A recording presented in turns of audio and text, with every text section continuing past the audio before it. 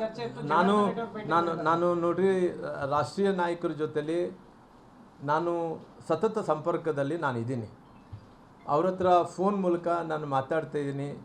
ನಂತರ ಸಂಪರ್ಕದಲ್ಲಿ ದಿನನಿತ್ಯ ಕೂಡ ನನಗೆ ಅವಕಾಶ ಸಿಕ್ಕಂಥ ಟೈಮಲ್ಲಿ ನಾನು ಮಾತಾಡ್ತಾನೆ ಇರ್ತೀನಿ. ಮಾತಾಡೋದ್ರ ಜೊತೆಲಿ ಕೇವಲ ಡೆಲ್ಲಿಗೆ ಹೋಗಲೇಬೇಕು ಅನ್ನೋಂಥದ್ದು ಏನಿಲ್ಲ. ನಿನ್ನೆ ಬಂದಿದ್ದಂಥ ಟೈಮಲ್ಲಿ ಕೂಡ ನಾನು ಕೂಡ ಭೇಟಿ ಆಗಬೇಕು ಅಂದ್ಕೊಂಡಿದ್ದೆ, ಬೇರೆಯವರು ಎಲ್ಲರೂ ಕೂಡ ಭೇಟಿ ಆಗಬೇಕು ಅಂದ್ಕೊಂಡಿದ್ದರು.